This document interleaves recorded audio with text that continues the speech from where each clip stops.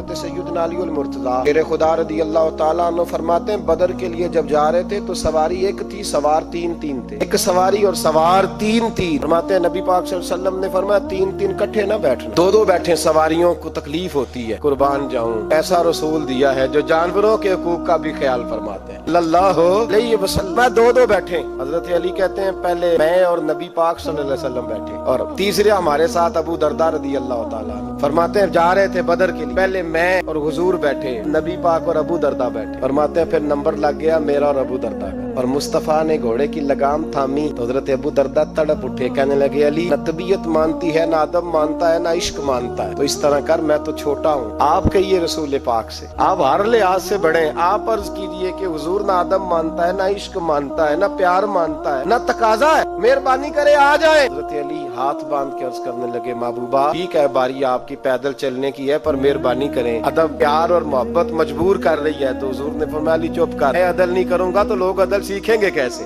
اگر میں عدل نہیں کروں گا تو قوم سیکھے گی کیسے؟ مجھے عدل کرنے دے، انصاف کرنے دے، چلنے دے، مجھے پیدل کچھ نہیں ہوتا۔ میرے نبی پاک صلی اللہ علیہ وسلم نے عدل کا بول بالا کی، ہر مقام پر، ہر نقطے پر رسول پاک صلی اللہ علیہ وسلم نے عدل اور عدل کی آواز بلند فرمائی۔ کوئی مقام ایسا نہیں، آپ پڑھیے کتابیں، اگر ایک کلمہ پڑھنے والے اور یہودی کا فیصلہ آیا ہے اور نبی پاک صلی اللہ علیہ وسلم نے یہودی کو حق میں سمجھا ہے تو نبی پاک نے یہودی کے حق میں فیصلہ دیا۔ وہ منافق بگڑ گیا ہے، حضرت عمر کے پاس گیا ہے، لیکن حضور نے فرمایا جہاں جاتا ہے جا، فیصلہ وہی کیا جائے گا جو عدل پہ مبنی ہو، انصاف پہ مبنی ہو۔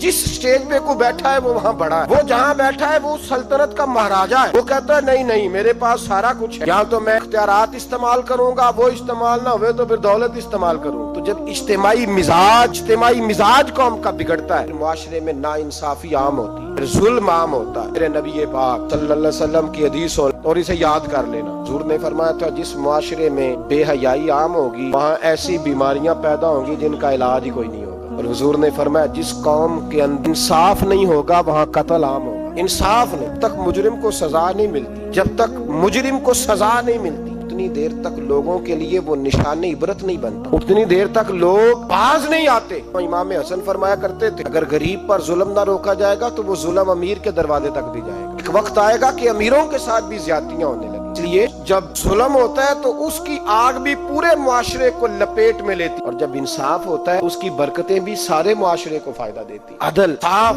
ضروری امر ہے۔ حضرت عمر فاروق رضی اللہ تعالیٰ عنہ جناب زید بن ثابت رضی اللہ تعالیٰ عنہ کو خود قاضی بنایا تھا، حضرت زید بن ثابت کو قاضی خود بنایا، خود تعینات کی۔ حضرت ابی بن کعب رضی اللہ تعالیٰ عنہ نے نا حضرت عمر پر مقدمہ کر دیا، حضرت زید بن ثابت کی حکومت حضرت عمر پر۔ جناب عمر جب پہنچے نا وہاں سب لوگ بیٹھے رہے، ایک شخص کہنے لگا تم اپنے امیر کے لیے کھڑے نہیں ہوئے، زید بن ثابت کہنے لگے چپ کر جا، پر مقدمہ ہے، کوئی حساب دینے آئے، امیر المومنین بن کے نہیں آئے۔ سامنے کھڑا کیا تو گفتگو کے دوران کوئی ایسا موقع آیا کہ حضرت عمر کو قسم دینی پڑی، تو حضرت زید بن ثابت حضرت ابی بن کعب سے کہنے لگے یار لحاظ کر، وہ فاروق اعظم ہے، امیر المومنین ہے ہمارے، تو ان سے قسم کا مطالبہ کر رہا ہے۔ حضرت سیدنا فاروق اعظم کی طرفداری میں بات کی نا تو حضرت سیدنا عمر فرمانے لگے زید اس مقدمے کا فیصلہ کر لو اور اس کے بعد میں تمہیں معزول کر دوں گا، تم تو اہلیت ہی نہیں رکھتے۔ حضور کیا ہوا؟ فرمایا تم نے میری طرفداری کیوں کی؟ تم نے مجھے امیر المومنین کیوں کہا؟ تم نے کیوں میرے حق میں بات کی؟ اگر میں اور تو اس طرح کرنے لگیں گے تو امت کو عدل کون دے گا؟ اگر میرا اور تیرا یہ رنگ ہو جائے گا کیوں تو نے مجھے امیر المومنین کہا؟ فقط میں اپنی صفائی دینے آیا ہوں، عمر بن خطاب سے زیادہ میرا کوئی تعارف نہیں ہونا چاہیے، کیوں تم نے یہ لفظ کہے؟ اور فرمایا اگر مجھ پر قسم آئے گی اور جو میرے اوپر لاگو ہوگا مجھے وہ کام کرنے کا تمہیں حکم کرنا چاہیے۔ یہاں تو حال ہی کوئی نہیں یار، ظلم یہ ہے، یہاں امیر کے لیے قانون اور ہے اور غریب کے لیے قانون اور ہے، اس وقت پھر ظلم ہوتا ہے، پھر زیادتی ہوتی ہے، ملتیں نہیں بنتی۔ یہ پاک صلی اللہ علیہ وسلم نے فرمایا ظلم قیامت کے اندھیروں میں سے ایک اندھیرا ہوگا، عالموں کو قیامت کے دن ٹھوکریں لگیں گی، رستہ نہیں ملے گا۔ آپ کو پیش کریں چھوٹی سی بھی زیادتی، چھوٹا سا بھی ظلم نہ ہونے پائے، انصاف کے تقاضے پورے ہونے چاہیے۔ نبی پاک صلی اللہ تعالی علیہ وسلم نے جو امت ہمیں آیا ہے تو اس امت میں انصاف کا بول بالا، کوئی آدمی انصاف سے بالا تر نہیں۔ بہت بڑی بات کرنے لگا ہوں، امام ابو نعیم نے لکھا ہے خود رسول پاک نے اپنی ذات کو انصاف کے لیے پیش کیا۔ اس بات کو میں جب کبھی سوچتا ہوں نا تو لگتا ہے کہ روح پرواز کر رہی ہے، پتہ نہیں کہاں سے ہو آئی ہے۔ انصاف کا بول بالا ایسے نہیں ہوتا۔ حضرت فاروق اعظم اور مولا علی اور عثمان غنی اور ابو بکر صدیق اور سیدنا قاضی شریح جیسے لوگ ایسے ہی تیار نہیں ہوتے۔ ان کے پیچھے جو میرے رسول پاک صلی اللہ علیہ وسلم کا مزاج ہے اس کو سمجھیں۔ میں جب اس پہلو کو دیکھتا ہوں نا، آپ یقین کریں یہ روایت میں کبھی کبھی پڑھتا ہوں اور کبھی کبھی اس کو بیان کرتا ہوں تو میں کھو جاتا ہوں بہت ساری جگہوں پہ، پتہ نہیں کہاں کہاں کا سفر طے ہو جاتا ہے۔ حضرت عکاشہ بن محصن رضی اللہ تعالیٰ عنہ فرماتے ہیں کہ نبی پاک صلی اللہ علیہ وسلم کے وصال سے 2-3 دن پہلے کی بات، محبوب پاک صلی اللہ علیہ وسلم نے فرمایا سب لوگوں کو مسجد نبی میں اکٹھا کیا۔ جب کوئی نئی آیت آتی تھی یا کوئی جنگ کی تیاری ہوتی تھی تو لوگ اکٹھے کیے جاتے، سب کو اکٹھا کیا۔ کہتے ہیں جب حضور کا حجرہ نور کھلا تو 2 آدمی بظاہر حضور کو سہارا دے کے لائے، اتنی بخار اور کمزوری ہے۔ حضور منبر پہ بیٹھے، جب نبی پاک بات کرتے ہیں تو ہاتھ مبارک پہ بظاہر راشا کانپتے ہیں دست اقدس۔ محبوب نے مجمع پہ نظر ڈالی، فرمایا تمہیں کسی نئے حکم کے لیے نہیں بلایا، اللہ نے اپنے ایک بندے کو اجازت دی، چاہے تو دنیا میں رہے اور چاہے تو اس کی بارگاہ میں حاضر ہو جائے۔ اس بندے نے پردے کا فیصلہ کیا ہے، میں نے تمہارے بیچ وقت گزارا ہے، تمہارے ساتھ رہا۔ حضور فرمانے لگے میری زبان سے، میرے قول سے، میرے فعل سے غلاموں کسی کو تکلیف پہنچی ہو تو بدلہ لے سکتا، یہ نہیں فرمایا معاف کر دو اور بدلہ لو۔ حقیقی جمہوریت تھی نا۔ حضرت عکاشہ بن محصن پیچھے سے کھڑے ہو گئے، بوڑھے آدمی، کہنے لگے حضور کہ جنگ میں صفیں سیدھی کراتے کراتے میری ننگی پشت پہ درہ مارا تھا، بدلہ لینا۔ عجیب ہی منظر بن گیا مسجد نبی کا، آنسو بہنے لگے، لوگ تڑپنے لگے۔ محبوب نے فرمایا بلال جاؤ فاطمہ کے گھر میں درہ پڑا لے آؤ۔ تو بلال کہتے ہیں سیدہ کے دروازے پہ دستک دی، اما جی نے کہا کون؟ اما جی میں غلام بلال ہوں، درہ چاہیے تھا۔ تو سیدہ کہنے لگی نہ تو جنگ ہے نہ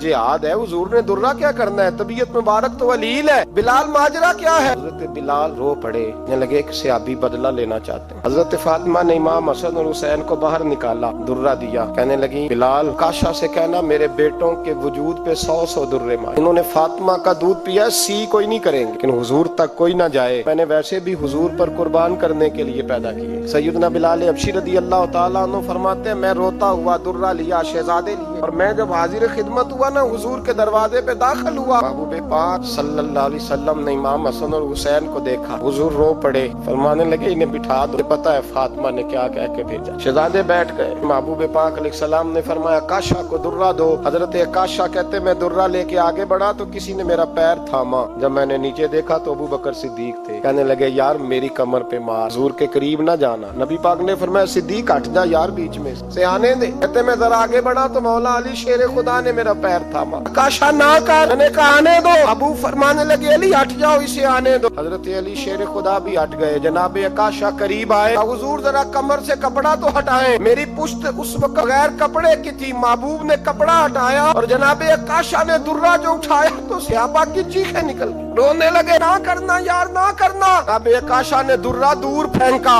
حضور کے وجود کو چومنے لگے، کہنے لگے کس نے درہ مارنا تھا، میں تو جاتے جاتے حضور کا بوسہ لے کے اپنے لیے جنت اکٹھی کرنے جا رہا تھا۔ میرے محبوب پاک صلی اللہ علیہ وسلم نے فرمایا جس نے جنتی دیکھنا ہو میرا عکاشہ دیکھے، امت کو درس دیا، امت کو درس دیا، پیش کر اپنے آپ کو انصاف کے لیے، آگے بڑھ، پیش کر اپنے آپ کو انصاف کے لیے، کھڑا ہو جا عدل کے لیے۔ ان اللہ یأمر بالعدل والاحسان، اللہ تمہیں حکم دیتا ہے عدل کا۔ میرے مصطفیٰ کریم صلی اللہ علیہ وسلم نے خود، حالانکہ وہ درہ جو محبوب پاک صلی اللہ علیہ وسلم نے ان کو مارا وہ عمدن نہیں تھا، وہ تو صفیں سیدھی ہو رہی تھی، تم بھی آگے ہو جاؤ تم پیچھے ہو جاؤ، روٹین ہوتی تھی۔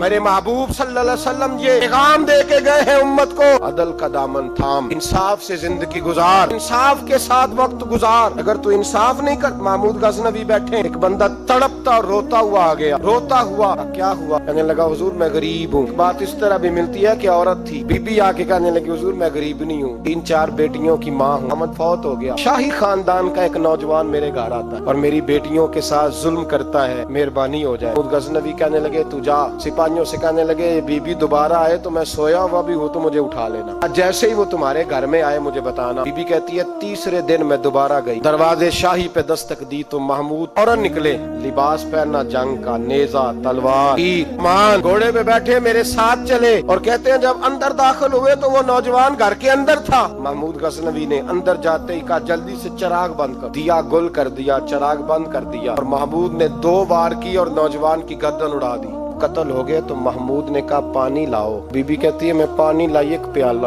2 پیالے، 3 پیالے، 5 پیالے پی گئے، محمود پانی کے پیتے ہی جا رہے۔ میں نے کہا بادشاہ کیا ہوا؟